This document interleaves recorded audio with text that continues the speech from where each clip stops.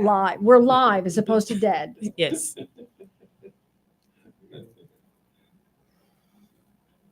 Oh, we need to make sure that the Starbucks part isn't showing. I thought the same thing. Yes. Oh, is it out? Yeah. Oh, it's out. What's that? Are you going to?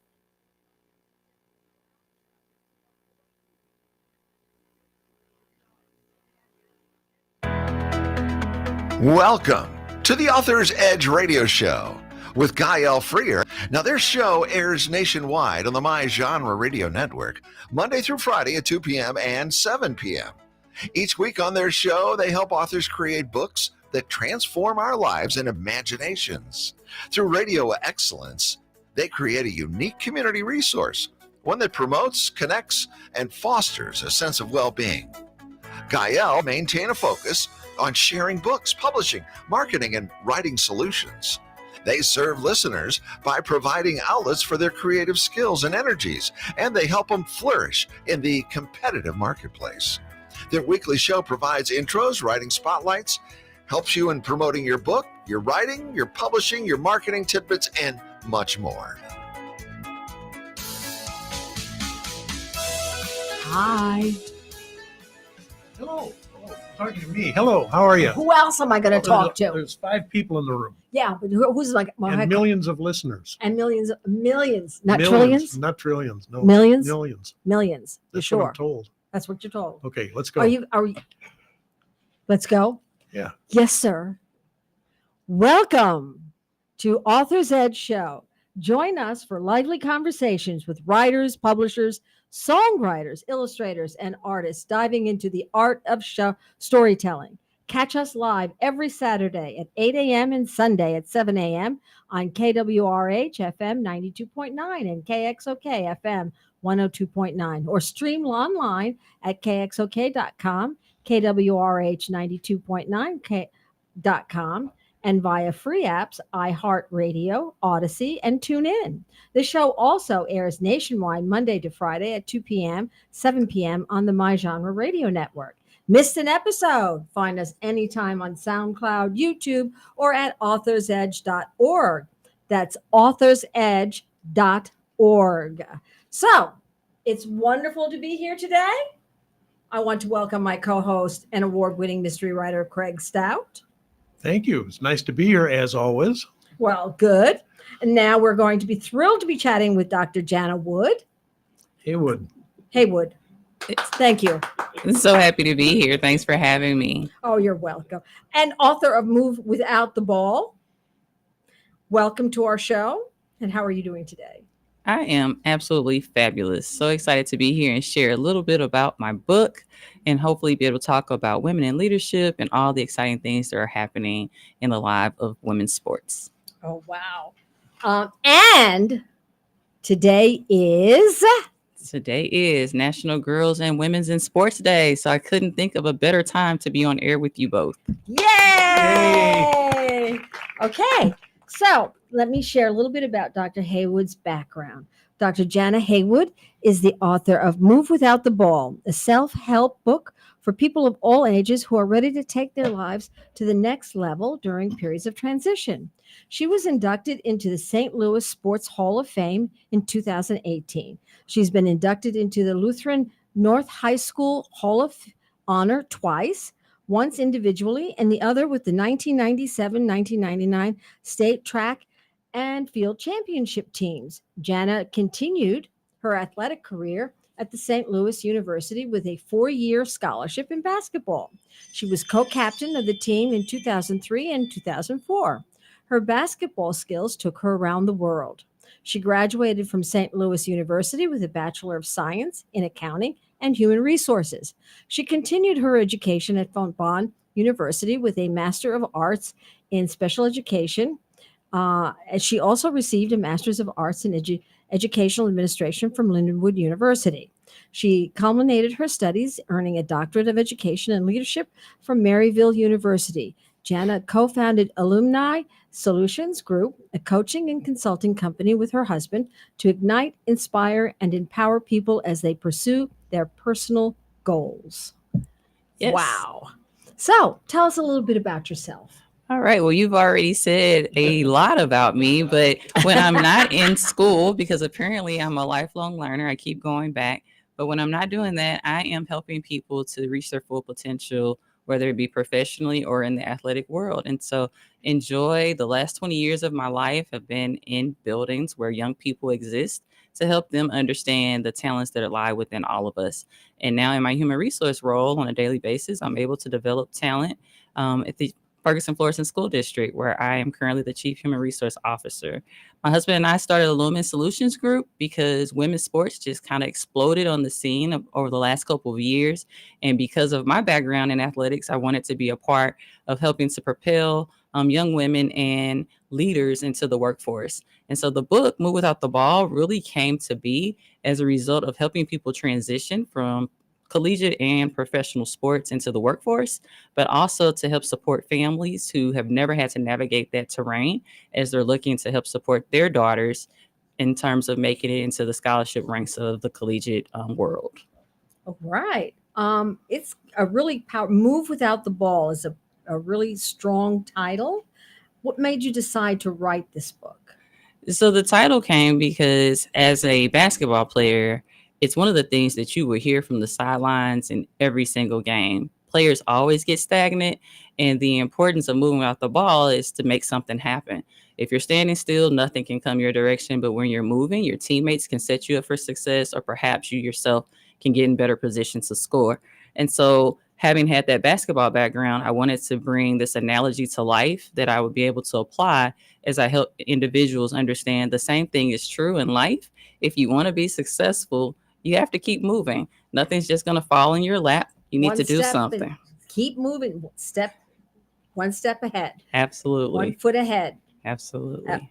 Who's your target audience? So my target audience really are young girls who are starting to play any sport, not just basketball, because I didn't have many examples when I was coming up in the ranks of the world of sports. And so I want to be able to help them accelerate.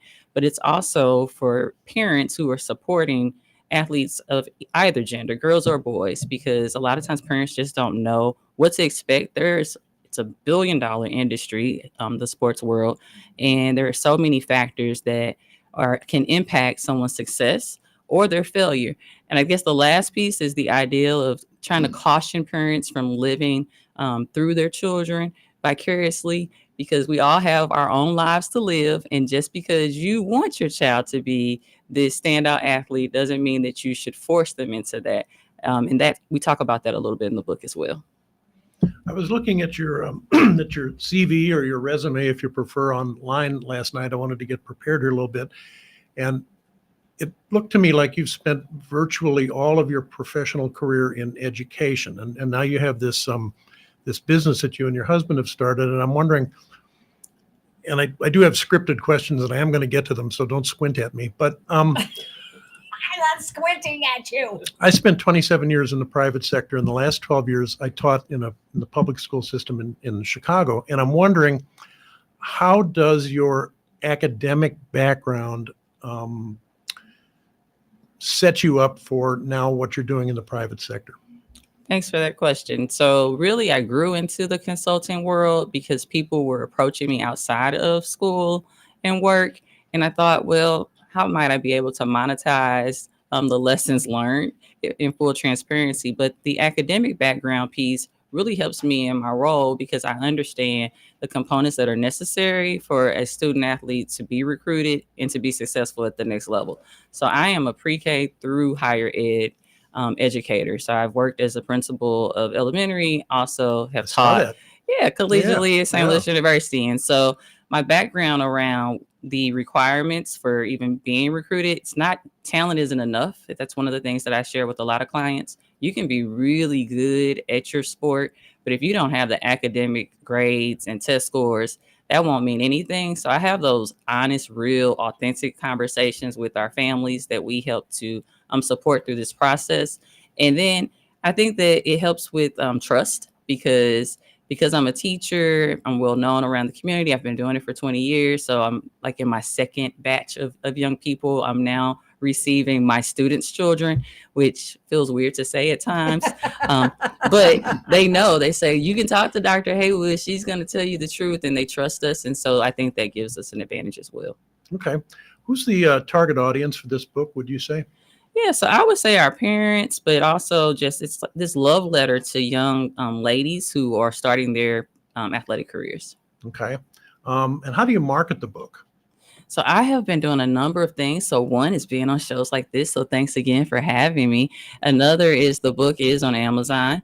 But primarily when I go to different tournaments and practice sessions with families, there's always a lot of people in these spaces. As I said, it's $1 billion industry. So my daughter is competing on the Nike EYBL circuit. So shameless plug for Nike, but thousands and thousands of parents walk past who need this in their hands so that they understand how to support their child with moving without the ball. And many of them, sports parents or former athletes themselves. And so they might still be in that space of transition as they're learning to create a new identity, because many athletes start very young. And when the ball stops bouncing, they don't know where to go. Like, what's next for me? Who am I if I'm not a track athlete, if I'm not a soccer player, if I'm not a basketball player? And I help them to discover that as well. So what do guys like me that spent 27 years in, kind of riding a desk, what do we learn from sports metaphors and sports analogies exactly? Yeah, so I would say that individuals that are at the desk still can't escape the athletic advantage, because any consumerism that we have in this great land of the United States of America is going to tie back to sports in some shape, form, or fashion.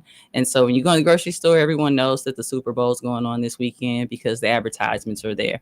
But I think that some of the principles that you learn in terms of being a part of sports really helps anybody. So we learn how to be good teammates. We learn how to communicate with one another. We learn dependability, reliability, accountability, which is one that I think we've maybe lost sight of in our society. And so being a part of a sports team really can help you become a really great professional, no matter what the industry. Okay, you talk about in the book women not having an athletic advantage. What does that mean exactly? So there's this nice tightrope that women and girls are taught to walk on from the very earliest stages of our lives, because you want to be prim and proper, but then you still need to be assertive and know how to speak for yourself. And I think that sometimes learning that dance can be very challenging in the work world, whereas guys just kind of say it like it is and everyone accepts it. And so women, in the book, I discuss that there is an advantage, or the athletic advantage, because on the competition field, some of the things that you might have to navigate in your everyday life, you don't. And so you learn how to be very outspoken, how to demand the best out of others and yourself. And so talking about athletic advantage, it's really helped me, I believe, in my career to be able to continue to rise through the ranks, because I'm not very shy about speaking on the fact that someone's not carrying their weight, or doing some introspection with myself. Like, did I do my absolute best today? And when that's not true, I adjust and perform higher and better the following day. Right. Do you find that being direct with people as a woman, do you find that can create friction? I would say that there have been times where I have been called things that are not kind as a result of, That's where I was going with this. As a result, I understand. I'm like, I don't know if I can do I say that. understand? And I'm like, I don't think I'll say that, but everybody gets the point. So you weren't being ladylike. I wasn't being ladylike. And yeah. And I didn't Yeah. have a problem with it, because I think the other side of the advantage is, after I am able to say, this is what the expectation is, I also have that side of me that's empathetic and nurturing. And so I would say that's the advantage, because I say what we need to have happen, but then I also am able to say, now, do you understand? What support do you need? Could I provide some additional coaching and assistance? Okay. Writing a book. I've written a bunch of books, and some people say, boy, it just poured out of me. I sat down there and it just flowed out. I don't have that experience. To me, it's a little bit of an effort. How was it for you? The process of writing, I'm so grateful to have had an excellent coach and publisher because she has lots of experience. Jolena Johnson, Absolute Good Publishing. She was really great in terms of helping me to take my thoughts and put pen to paper. It wasn't very difficult because it really is the story of my life. And so there's no fiction in it. It's something that I lived and experienced and am currently living with my own children. And so the book is broken into 3 sections. The first is about my story of overcoming adversity while playing sports. So I tore my ACL. Right. Um, I during- saw that in your bio. Yeah. Yes, and it's a very familiar injury that women experience in sports. And so at that time, I didn't know if I would ever play again. I was able to rehab and come back on the court, but it was the first time that this seed was planted that I wouldn't play forever. And then the second part of the book is really written to families to help them support their students and to understand that they're not just recruiting your sons and daughters. Colleges are recruiting you. And so there are certain behaviors that you need to display when you're in the stands and certain things that you should not. And then the final portion of the book really talks about the action plan. So now that you have this information, and that's the teacher in me, what are you going to do with it? To just give people information that they're not able to apply in their daily lives, to me, is kind of leaving it short. And so we wanted to make sure we closed it full circle by providing some storytelling, some strategies, and then some action planning. Okay. Your book also touches on the importance of preparation. How do you think preparation gives people an edge, or young people specifically, in your book and your life and your business? Yes. So in my mental performance coaching, I tell them all the time, if you stay ready, you don't have to get ready. And what I mean by that is like plan your work and work your plan. And so through intentional focus and discipline, we are able to make sure that whatever scenarios you might face on the court, and the majority of those that you'll face in life, because no one can, tell the future, that you have enough tools in your toolkit to be successful. And for me, it's about learning how to problem solve in real time. So if you do the practicing behind the scenes, when you are actually faced with whatever scenario situation, you're able to retrieve those and apply them immediately. And I think that's the difference between young people who find themselves with a lot of anxiety and stress and frustration compared to those who seem to be cool, calm, and collected. Yeah. Yeah. When you're prepared, there's a whole lot less stress. Absolutely. Oh, yeah. You're listening to Author's Edge and chatting with Dr. Jana Haywood about her book, Move Without the Ball, coming to you live weekly on Saturdays at 8 a.m. and Sunday at 7 a.m. on KWRH 92.9.com and KXOK 102.com. So you also help with the college recruitment whole thing too, right? Yes. Okay. So can you share some of your experiences with that? So things have changed tremendously since I was recruited as a college athlete, and that was pretty intensive. Currently, we have the competition of the name, image, and likeness, so NIL deals, which is really taking collegiate sports almost into the professional ranks. And much of it is gray, and we're still figuring out the details. But what I do with families and with my own child, which is why I really kind of began to do additional research, because I have a budding student athlete myself, is to make sure that they understand what the clearinghouse says, or the NCAA clearinghouse, in terms of grades, when's the right time to be taking the ACT or the SAT, looking to make sure that families know that after your child finishes up their sports career, they're going to become go pro in something else. So the majors that are offered at the university are important, not just the success of the team or the local boosters that are in that community. You want to have some additional foresight, and just looking at just the programs that are available to help support the actual athletic development of their child. So nutrition, training, agility, and then competition. Over to me. Okay. Yeah. So when you were high school basketball, Luther North. Where is that? It's here in St. Louis, up off of I-70 and Lucas and Hunt. Okay. Because I grew up here, and one of the things that happens is when you meet someone from St. Louis, the question is what? Where'd you go to high Where school? did you go to high school? Right. So where did you go to high school? I went to Lindbergh, which is Okay. way down in South County. Yes. What I wanted to ask you this, and this is not on my script, but I want to know, what is your take on the programs now where we're paying college athletes. And do you know how much they make, by the way? Well, I know that some make a whole lot more than I do in my daily career. And so I have mixed emotions about it, because when I went to college, my college scholarship covered tuition, room and board, and books. And so that felt like, hitting the jackpot. I know there's an athlete out in Utah who is $7 million and hasn't stepped on the court yet. There are Right. some athletes who are being paid to take Wow. visits to the campus. So in order for them to even consider attending the schools are cutting checks for them to come. And so I think that the football coach from Alabama, who recently retired, and I'm drawing a blank, and Nick Saban, thank you, Jana, come on with it. Yeah. He left. Nailed it. I got it. Thank you. Got it. He left because of this notion of athletes being paid and the game or a competition changing, because now college sports or professional sports. So you now have an employee and not a student athlete. Yeah. And some coaches would say that it's very, very difficult to navigate. Yeah. I did my undergraduate at But isn't University. that a conflict of interest there?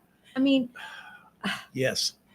that just, then what about all the other all the other students? What about their scholarships? What about then?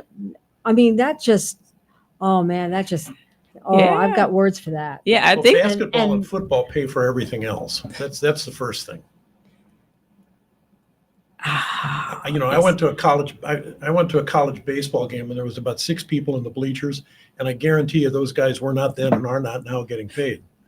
No, I think that it's an interesting debate, because the question is, who are the fans coming to see? And that's that name, image, and likeness. So that's where the athletes have been pushing and saying, coach is getting paid all of this amount of money, but really they're coming to see me perform. Should I not receive a certain percent of that revenue? And I think that we haven't landed where we will be. The pendulum continues to swing.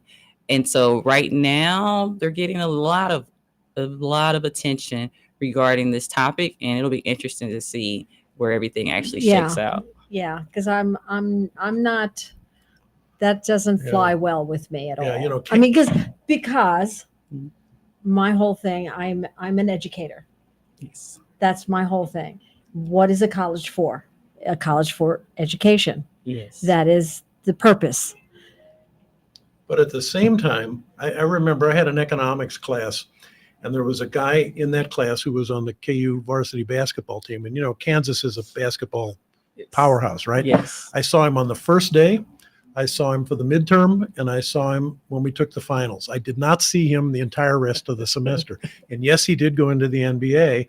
And I'm wondering, to your point, you're there to get an education, but what education exactly did this guy get?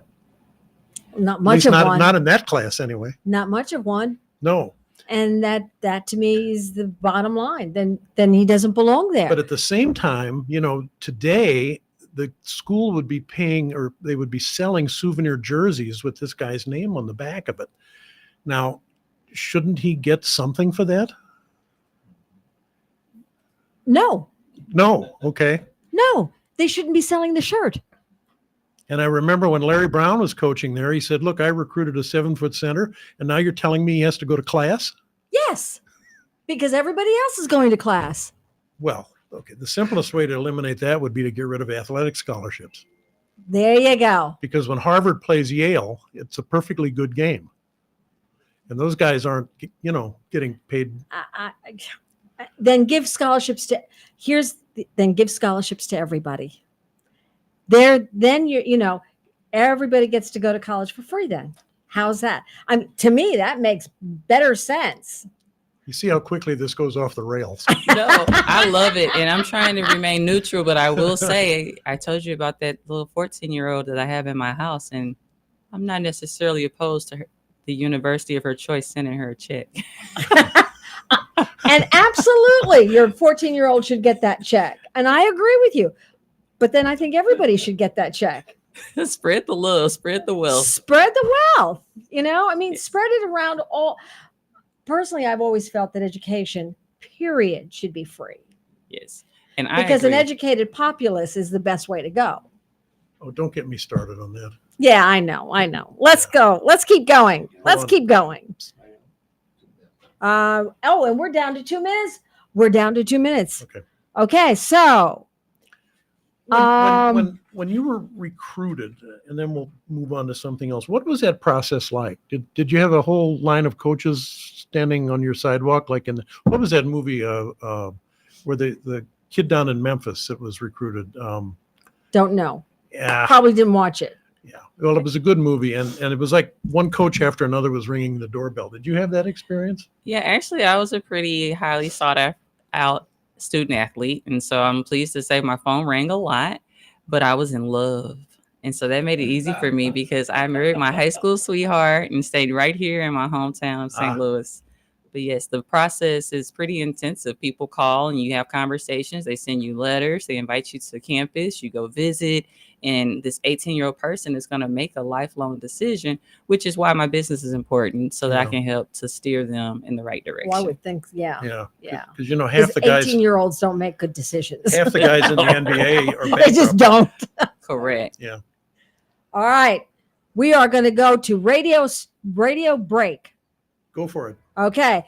Are you an author, publisher, editor, illustrator, songwriter, or artist looking to expand your reach? Advertise on Author's Edge to connect with passionate readers and industry insiders. With engaging interviews, reviews, and discussions, your book will shine. Why choose us?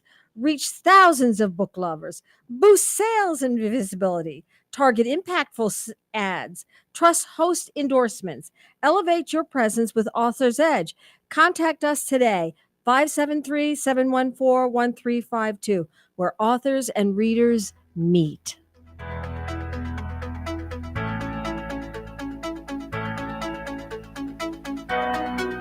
El Potro Restaurant and Market, located at 6920 Manchester Avenue, 1 block east of McCausland, offers the finest variety of Mexican and Central American groceries and goods. El Potro Restaurant serves authentic Mexican and Central American cuisine, including daily specials, not to mention the best horchata and tastiest margaritas in St. Louis. Open 7 days a week. El Potro, 6920 Manchester Avenue, 1 block east of McCausland. Jewels on Hampton in St. Louis Hills is paying some of the highest prices on gold, silver, diamonds, semi-precious colored stones, coins, flatware, and fine watches on site. Jewels on Hampton is a premier jeweler featuring Alvanza's jewel art designs with an exquisite selection of diamonds, semi-precious stone jewelry, and vintage watches. Their expert design team can restyle your jewelry to today's contemporary style. They also do jewelry and watch repair. Need extra cash? Jewels on Hampton is paying some of the highest prices on gold, silver, diamonds, semi-precious colored stones, coins, flatware, and fine watches. Bring in your collectibles and clocks, sports memorabilia, and figurines too. Jewels on Hampton, 4506 Hampton, just 3 blocks south of Chippewa. Call them at 314-752-5000. 314-752-5000. Jewels on Hampton. In 1857, the Dred Scott decision was a major legal event and catalyst that contributed to the Civil War. The decision declared that Dred Scott could not be free because he was not a citizen. The 14th Amendment, also called the Dred Scott Amendment, granted citizenship to all born or naturalized here in our country and was intended to overturn the U.S. Supreme Court decision on July 9, 1868. The Dred Scott Heritage Foundation is requesting a commemorative stamp to be issued from the U.S. Postal Service to recognize and remember the heritage of this amendment by issuing a stamp with the likeness of the man Dred Scott. But we need your support and the support of thousands of people who would like to see this happen. To achieve this goal, we ask you to download, sign, and share the one-page petition with others. To find the petition, please go to dredscottlives.org and click on the Dred Scott Petition Drive on the right side of the page. And we're back. And you are listening to Author's Edge, coming to you live weekly on Saturdays at 8 a.m., Sundays at 7 a.m. on KWRH 92.9.com, KXOK 102.com. And today we are chatting with Dr. Jana Haywood about her book, Move Without the Ball. And your book highlights the importance of navigating transitions. What's the biggest challenge people face when moving into a new phase? I think just being stuck in their old ways. I mean, change is difficult for anyone. And so, depending on the circumstance of the transition, that's where we have to kind of plug in and figure it out. Some transitions are by choice, and sometimes there are situations, if it's the death of a loved one, a divorce, an injury that you hadn't expected, those are far more difficult to navigate by yourself. And so, this book really helps to give some examples of those things, but also some real life strategies and testimonies around how people have been able to overcome. Because for me, when I know that somebody else was able to do it, I absolutely know that then I can as well. You've been through some transitions yourself, shifting from athlete to educator and then entrepreneur. What helped make you do those shifts? Yes, I've had some really great mentors and examples of how to transition. And then some of it's just out of necessity, because if I had been stuck on making it to the WNBA, then I would have had a really unfulfilled life, because the reality that I was not going to become a WNBA player was right in front of my eyes. So I had a decision to make. Am I going to let the best years of my life be behind me, or the best years of my life in front of me? And that's something that I always share with people who are in transition. You can stop right here and keep looking back, or you can get excited about what's ahead and look forward. And so becoming an educator and then now going into central office has been another major transition, because I miss my students so much. Working with adults isn't nearly as fun as working with students between. I mean, it's just the truth. They keep you young. No day is the same. And so I've been figuring out how to stay connected to the building level while also serving our community at the central office level the way I know they deserve. You also said at one point that you played basketball overseas. Yes. Can you tell us a little bit about that? I know I'm going off there, but I was wondering where you played. Yeah, so I have played in a number of places, but my short professional career was in Spain. So I was a part of Club Spain, and we would travel and jump across to France and Italy. And it was a wonderful experience that I cherish and treasure even to this point in my life, because I learned the importance of respecting everyone's culture. I think as an American, we automatically assume that everyone's going to conform to our way of being. Mm-hmm. And it was a rude awakening for me when I stepped off that plane. And although I know that my Spanish sisters and brothers knew some English, they forced me to learn their language and to utilize the little bit of Spanish that I had available to me. The food was beautiful, prioritizing self-care and well-being. I think we could learn a lot of lessons from other countries in that way as well. How long did you do that? Just one season. Just one So season. It was a short-lived experience. The reality, like I said, of recognizing this isn't going to get me to the WNBA, so I probably should get home and start my life, was right in front of my eyes. But I would not trade it for anything. Going to St. Louis University, there's also a campus there in Spain. So it really had already been on my radar while I was studying here at St. Louis University, that might be an opportunity to extend my career. So you were playing as an amateur at that time? Was that like AAU So it's like stuff? Spain was like semi-pro on your way to becoming a WNBA player. How did you realize that you were not going to be pro from there? I wasn't the star.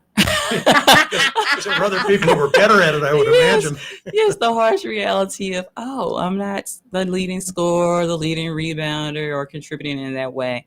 And just having to recognize that I had run my course and peaked, and that now I would be able to contribute to the world of sports in a different way. Yeah, that is so competitive. It is Yeah, really tough. I it know. really I taught eighth graders, and they all thought they were going to be in the NBA or the NFL. And I'm looking at him, the kid's 4'10", Yeah. and he thought he was going to be in the NBA. And I said, buddy, Thanks what's plan B? Thanks for saying that, because I cover that in that second part when I'm talking to parents. I mean, it's okay, because you learn lots of things from being on sports teams, even if you aren't the star. Right. And parents being really honest with themselves about expectations, but also not alienating your own child, because you can do a lot of damage to their personal self-esteem, but also to your parental relationship. Yeah. And I that's one of the things that I get very upset about with public education, is that their focus is all about sports. It's always that the only reason the kid wants to stay in school is because of sports. Well, that can't be the only reason. We have got to make it where the education is the reason they're staying in school, and sports is a great benefit. There's a lot of good things about sports, but it shouldn't be the focus. And in the United States, it is the focus. And I as an educator, get so upset about that.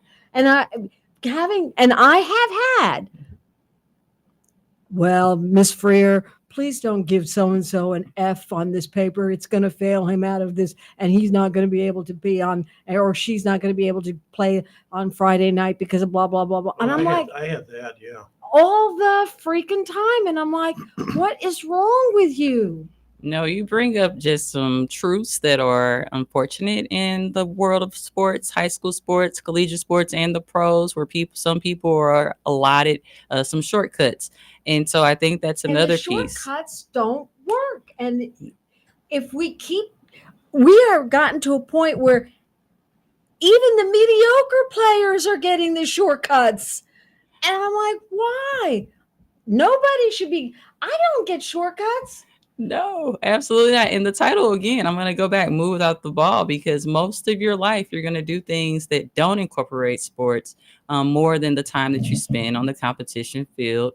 And so when I'm talking because I am an educator, and I always lead in with student athlete, because you have to be the student first and then the athlete. And usually if you take those same disciplines that you apply to the sports world into the academic setting, they're going to be really strong students as well. And we have this phrase, the way you do anything is the way you do everything. And so if you are that person that trains on the court every day, then pick that book up every night. Make sure that you're reading. There should be no lates, no points deducted because you incomplete, and just really showing them how they can parallel those things, because the skills that they're learning in sports can help support the things in life. But I can't stress enough, you're going to go pro in something other than your sport at some point. And what are you going to do? What is that transition going to look like? But at the same time, my experience in teaching, because I came out of the private sector, right? Most of the teachers that I worked with went to grade school, went to high school, went to college, and then turned right back around and became teachers. And I think the assumption was that everybody's going to go to college. Now, the fact is something like 30% of the American public actually has a 4-year degree. But I would have kids who would say, my father worked on cars, my grandfather, I love to work on cars. But we don't do anything to help that kid learn how to be a successful auto mechanic and actually run a business. Instead we're trying to get him to read Chaucer or something like that. And I'm thinking, why don't we do that? Well, now we have started doing that. I know that in the schools that I worked in, there are programs like in Poplar Bluff, we have the Technical Career Center. Okay. So when they get to be a junior, I believe, all right, when they get to be a junior, as long as they've fulfilled all of the basic requirements, they can then start going half day at the high school and then half day at the Technical Career Center. And they have an automotive program, they have a culinary program, they have a beauty program. They have all of those other programs, and they get certified. There is an actual certificate that is done by the state of Missouri. And when they walk out the door, they can get a job as an automotive person, or they can work in a beauty salon, or they can work as a chef, or not a chef, but a short order cook. Okay. And that's the Technical Career Center in Poplar Bluff. So I know that there are community, and that Technical Career Center is fed by the communities around Poplar Bluff. It's I wonder how common that is. I think it's quite common, a lot more common than we realize. Okay. Having been because I know that there's a program in New York. It's called BOCES. All right. And I believe there's also one in Florida. I just don't know what the name of it is. All right. So that there are programs like that all over the country. But you are right in that trade schools are not given the same kind of emphasis and the same kind of Respect. respect as colleges are. And that's wrong. Right. Because we used to call that the short bus. Right. Absolutely. Yeah. And it shouldn't be, because I'll tell you what, I'm so grateful somebody's willing to come in and do my plumbing. Oh, as am I, and you're right. It's more common than people are aware. So, in our school district and school districts across the state of Missouri, we really focus on the 3 E's. So, enroll, enlist, or employed. And so, after a student finishes their K-12 experience, they should either be able to enroll in a career technical program of their choice Absolutely. or university, enlist in the armed services, or be employed immediately after high school. So Yeah. I'm excited to see that emphasis has happened, especially it's really expensive to go to college if you Yes, don't it receive a is. scholarship. See, and It the is. military used to do that because when there was a draft, you came out of there learning to do something. Right. Whether you worked in the motor pool or you worked on aircraft or whatever it was, you did learn some right. kind of a marketable skill. Right. You did. You did. And that's true. kind of gotten away from us. What does a mental performance coach do? All right. So I recently got this new certification from Ben Newman, who is a mental performance coach. And so mental performance toughness really is around helping all people, to really recognize that everything we do starts in our mind. And so your beliefs really shape and form your behaviors, and your behaviors become habits, and your habits become the manifestation of your gifts and abilities in real life. And so I work with people to help them to first be able to envision what it is they want to do in order to feel successful, and then to build plans moving in that direction. I heard it said that you should never start a vast project with a half-vast idea. Thank you. And you're welcome to use that. I plan on it. Thank you for giving it to me. So what does your company do? So Alumni Solutions Group is a coaching and consulting company. And we have really we have 3 pillars. One is working with student athletes and professional athletes to help them transition to out of sports into the workforce. The other we've talked some about today is working with families, social media presence, program planning, training development, and scholarships.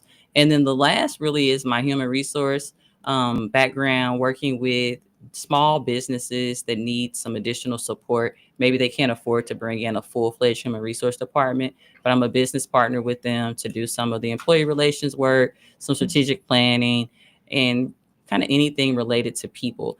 And so I love Alumni Solutions Group because it's my opportunity to take all the things we're most passionate about, put it in under one LLC, and hopefully make a difference in the world. And is your husband involved in that full time? No, so my husband works at Boeing full time. So we both have full-time jobs. But he was a former athletic director. He currently helps to assist with coaching of little league programs around the area. And he's just this guy that whenever someone was calling, he was answering. Again, giving away all of his wisdom and knowledge throughout the years. He's been athletic director of a state championship team. He's a national track and field champion himself at Lindenwood University. And so we just want to be able to share and help someone else avoid some of the pitfalls that we had to experience. And the word illumine itself means to allow light to shine from inside to the out. And so I'm a talent scout. There's something on the inside of all of us. And so I help people to identify that and just pull it out and share it with the world. Okay. Why do people fail? So I believe that there really isn't a such thing as failing unless you stop moving. So if you move out of that experience, then it's a lesson learned.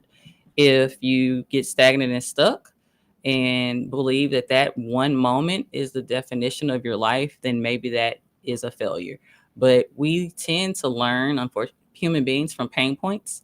And so for me, anytime there's been something that didn't turn out exactly the way I wanted it to, if I was able to apply it and propel me to the next something and able to avoid maybe that in the future, then I wouldn't say that it was a failure. I just say it was some information that informed my next decision. At one point I had 200 people working for me, and I very rarely fired anybody. And if we did, it was either because they were stealing from the company, which that's unforgivable, or they had a bad attitude. Otherwise, we would try to find, if they weren't any good at what they were doing, we'd try to find them something that they could do, because I thought we had that obligation. I love that. And we talk about that a little in our human resource work. If we hired you, we're committed to ensuring your success as long as you are. And so the moment that someone were to do something like stealing, then that's difficult to Yeah, overcome. that's different. Yeah. That's different. That's That's different. different. Absolutely. Yeah, that's not forgivable. Absolutely.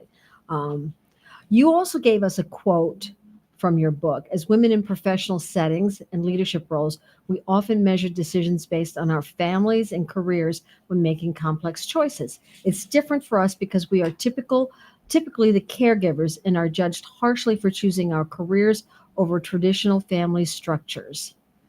Why did you give me that quote? I gave you that quote because as a mom of three, it certainly is something that I have constantly had to balance and juggle. Am I going to be with my school kids as my children, my biological children would say, Mom, are you going to your school kids? Or was I going to be on the sidelines cheering for them and supporting my husband as he advanced in his career? And I know for a fact that that's not seen or weighed the same by my male counterparts. And so I think it's important to be able to have a list of priorities, to have a support system that's large enough to assist women in terms of navigating what that can look like. I'm so blessed to have my mother and my mother-in-law and great friends that are able to be present when I'm not able to be there. But I'm also very excited about technology that allows me to get some sneak peeks and still have dinner conversation with my kids about the awesome things that they do when I'm not in the stands.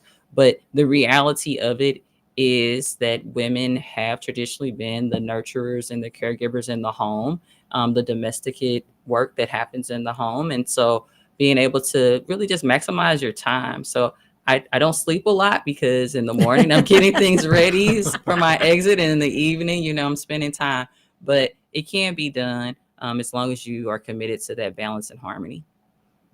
And how has society pushed back on that? I mean, think how's that been for you?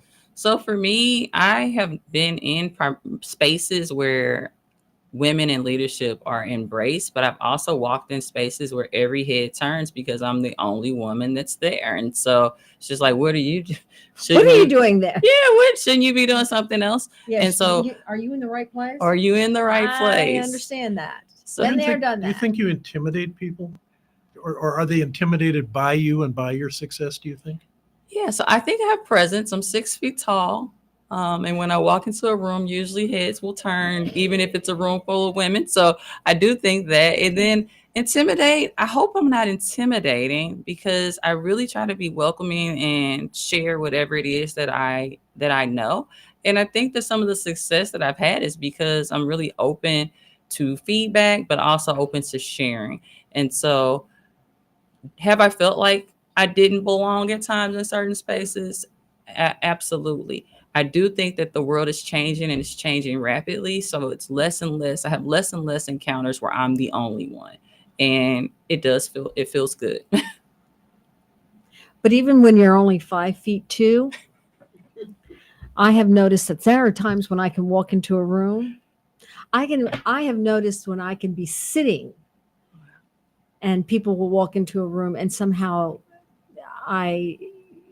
it's not intimidating, but it's like I've created a presence and people, I don't even have to say anything. I felt it when I came in. You definitely have presence. Well, thank you. Amen. I'm going to say that's a good thing. If you were to give one piece of advice to young women about stepping into leadership roles, what would that be? I would say that don't be afraid to try and be sure to get the perfect mentor, that perfect match for yourself, because those individuals are going to be able to give you the blueprint or kind of the cheat sheet to assisting with you getting where you want to be. And so dream big dreams, shoot for the stars, and I'm certain that you're going to land somewhere around where you want to be. How do you teach mental toughness? I think you teach mental toughness by showing individuals times in their lives where they've already overcome something. So even if you were just a little tight and you fell down when you took your first step, eventually you got back up in order to learn to walk. I mean, it could be as simple as that.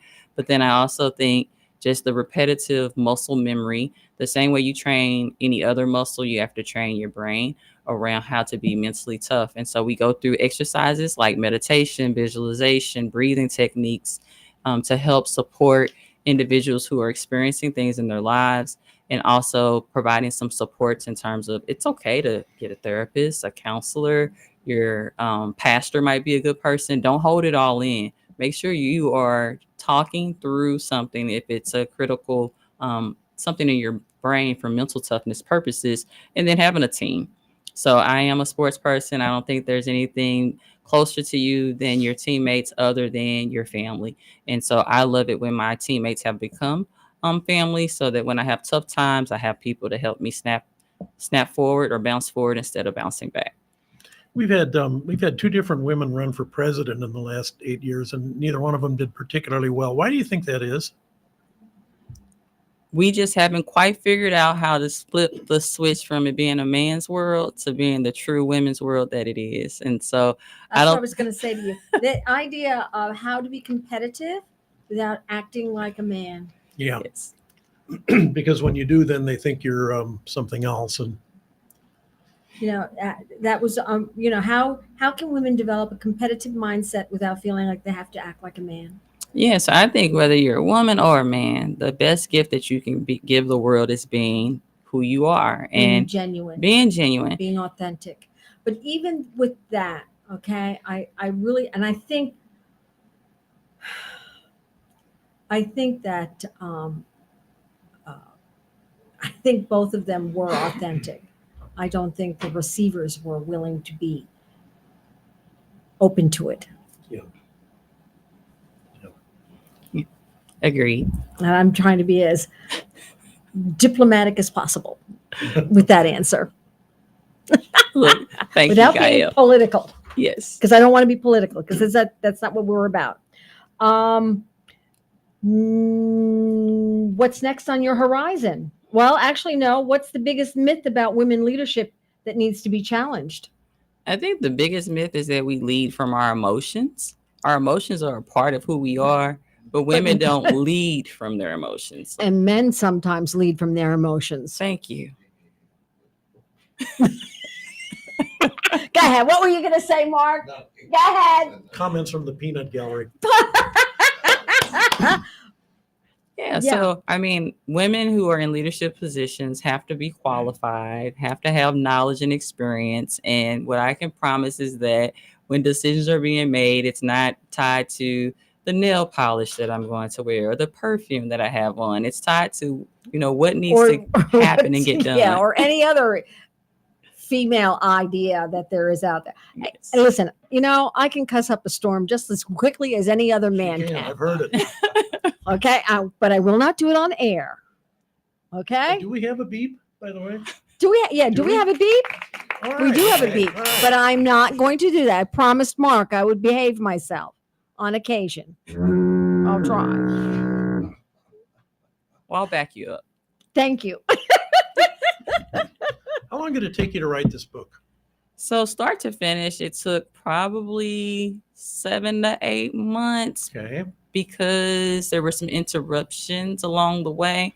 But it was a beautiful, I really enjoyed the therapeutic aspect of writing the book. There were some things that I hadn't thought about in a long time that I was able to capture and share the story. And some of my friends who have read it said, I had no idea you were feeling that way at that time, or that those experiences are why you do what you do today. And so I'm happy that the book is now forever cemented in history, and perhaps there'll be a new edition at some point. Oh, I was going to ask you that. Yeah. Is there going to Yeah, be well, a that's- volume yeah. 2, part Yeah. 2, I have 2.0? Yes, I've been thinking a lot about it because I talk about being a basketball player in this book, but the truth of the matter is I'm in the Sports Hall of Fame for being a track and field athlete. And so it might be the passing of the baton. If I can figure out a nice catchy phrase to put on the front of the cover that's talking You about just running did, your race. passing the baton. Passing the baton. There you go. How Thank you. about a vast project? Yes, a vast project. Yes, look, I'm gonna get that in my memory, cinched in my memory, and when I'm talking to my students, I'm gonna be sure to say it and give you credit. Thank you for that. I appreciate it. Looking ahead, what's next for you? Any new projects, goals on the horizon? Yeah, I'm really hoping to continue to grow Aluminum Solutions Group and expand our stretch across the city and the region, because I do believe that the services that we are offering are valuable and assist in helping other people reach their full potential and see their value. And so beyond the human resource space of Ferguson Florissant School District, I'm looking forward to just working with as many families and students who are seeking higher levels of education and athletics as I can. Does your company, do you go around and make presentations? I guess I should have asked you that sooner. How does somebody access what you have to teach? Okay, excellent. So we do have a website. So it's Aluminum Solutions Group, ISG.com. Okay, so it's spell it for I will us. be happy to spell it. ILLUMINESOLUTONS Group, ISG.com. So Lumen Solutions Group. It's a long one. So if you just type in a Lumen Solutions Group in Google, then you will certainly see my name, and we would love to work with you. We do keynote speaking, workshop delivery, strategic planning, and lots of other things there. Mental toughness coaching for sure. And you have to do that working around your regular day job. Well, I might work myself out of that day job at some point. Hope my superintendent's not listening. And we can find your book, Move Without the Ball, on Amazon.com, which you will also be able to find. If you did hear the website, you'll find that information also listed on the book as well. So I think we are coming to the end of our show. Whoops. Thank you, Dr. Jana Haywood, Thank you for very being much. You're on. a good guest. Yes, thank you wonderful all. chatting with you on being on Author's Edge. Tune in again next week for more tips, resources, and your favorite conversations. Our next guest will be Jacqueline Protho, and we will be chatting with her about her company, The Audio Flow, which produces audiobooks. Till then, see you around the inkwell. So long.